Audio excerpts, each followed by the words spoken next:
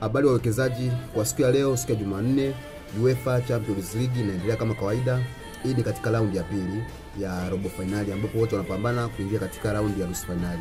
Game za leo zipo mbili. Game ya kwanza itakuwa ni kati ya Dortmund kutoka Ujerumani akimkaribisha Barcelona kutoka Hispania. Na pia game ya pili itakuwa ni kati ya Aston Villa, hii hapa ni ya England, akimkaribisha PSG kutoka Ufaransa. Basi nikianza na game ya kwanza ya kati ya Dortmund akimkaribisha Barcelona, ni kwamba katika game ya kwanza Borussia Dortmund alikubali kichapo cha goli 4-0 kutoka kwa Barcelona katika raundi ya kwanza. Na pia ukiangalia katika mechi ambazo wamekutana kati ya Borussia Dortmund na Barcelona, ni kwamba Barcelona kapata ushindi mara 3, draw mara 1, na pia Dortmund hajawahi kumfunga Barcelona. Ukijaribu kuangalia katika hizo game ambazo wamekutana, Barcelona alishinda 4-0 hiyo ya juzi, Barcelona kapata ushindi tena 3-2, Barcelona kashinda 3-1, na pia game nyingine wakatoka bila. Kwa hiyo hapo ukijaribu kuangalia kwa tathmini haraka ni kwamba Borussia Dortmund hajawahi kupata ushindi mbele ya Barcelona katika game 4 za mwisho. Lakini ukijaribu kuangalia pia katika msimamo wa ligi kuu ya Hispania, Barcelona yupo nafasi ya kwanza akiwa na pointi zake 70, na pia Dortmund akiwa nafasi ya 8 na pointi 42. Hii hapa inaonyesha kabisa kwamba Borussia Dortmund kwa msimu huu hayuko vizuri kuanzia kwenye ligi mpaka UEFA. Lakini ukijaribu kuangalia pia katika mechi 5 za mwisho za Borussia Dortmund, ni kwamba Borussia Dortmund katika game 5 za mwisho kashinda mara 2, kadraw mara 1, na pia akapoteza mara 2. Nikumbuke mechi ya mwisho Dortmund alitoka 2-2 na Bayern Munich. Lakini na Barcelona, ukija kwa upande wa Barcelona katika game 5 za mwisho, Barcelona kapata ushindi katika game 4 na kapata draw 1 tu katika hizo game 5, ambapo alidraw na Real Betis. Yes, ambapo alitoka 1-1 na Real Betis. Kwa hiyo kwa siku ya leo hii game ya Dortmund na Barcelona, kuna uwezekano mkubwa Barcelona kapata ushindi au akatoka draw. Yes, hapa sikushauri uende moja kwa moja kwa Dortmund. Kwa hiyo hapa kuna option mara mbili. Option ya kwanza, unaweza kumwamini Barcelona ukasema ashinde. Option ya pili, kwa mfano yule ambaye anaogopa au anaweka kiasi kikubwa, unaweza kusema Barcelona apate ushindi au atoke draw. Lakini na option nyingine ya tatu, unaweza kaamua useme kwamba Barcelona katika dakika 90 apate warau goli kuanzia 1, yani goli 1 kwa Barcelona litokee. Yes, hata game ikisha amepigwa 4-1 lakini Barcelona apate goli hata 1. Mimi nahisi kwa upande wa Barcelona hapa nitakuwa nimemaliza. Tukija game ya pili itawakutanisha kati ya Aston Villa dhidi ya PSG. Aston Villa mwaka huu ni Aston Villa kivingine zaidi, imekuja na mzuka wa hali ya juu, lakini PSG ya sasa hivi imeundwa na vijana kama unavyoona Chelsea the Blues. Ukiangalia katika game ambayo wamekutana last week kati ya PSG na Barcelona, PSG alipata ushindi wa goli 3-1.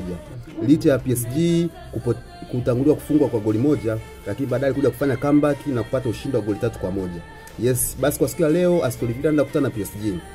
Ukiangalia katika mechi ambazo wamekutana kati ya Aston Villa na PSG, hawa jamaa wamekutana zaidi ya mara 1 tu.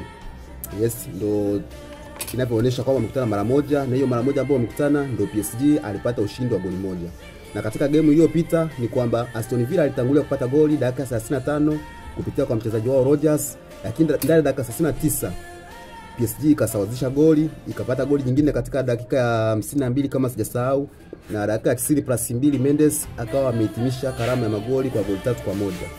Mpaka dakika 90 PSG alipata ushindi wa goli 3-1. Yes, kwa siku ya leo hapo kujaribu kuangalia pia katika msimamo wa Ufaransa ni kwamba PSG anaongoza ligi akiwa na pointi 74. Lakini Aston Villa ukiangalia katika msimamo wa ligi yuko nafasi ya 7 akiwa na pointi 54.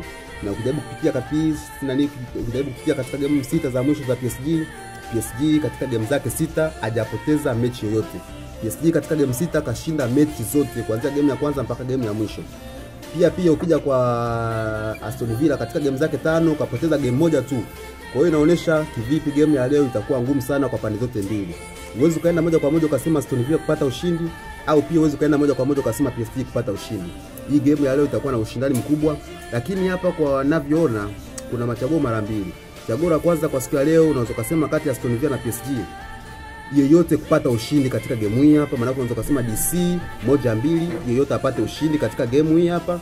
Na pia katika game ya leo unaweza kumlinda PSG, yani ukamlinda kwamba PSG asipoteze game ya leo. Yes, kwa hiyo kuanzia game ya kwanza hii hapa tumesema kwamba Barcelona unaweza kusema Barcelona atoke na goli walau moja katika mechi, au unaweza ukasema Barcelona kushinda au kutoka draw, lakini sio kusema Barcelona apoteze. Barcelona sasa kwa siku ya leo zikapoteza game ya leo. Yes, na PSG hapa kuna option mara mbili. Option ya kwanza unaweza kusema kwamba DC 1-2, maana yake yote apate ushindi katika game ya leo. Na pia option ya pili ambayo imesalia hapa, ambayo naiona kwamba inaweza katoa, ni kusema kwamba PSG ashinde au atoke draw. Yes, hii hapa ndio UEFA baba. Naamini kwa siku ya leo kuna uwezekano mkubwa wa watu kupata ushindi.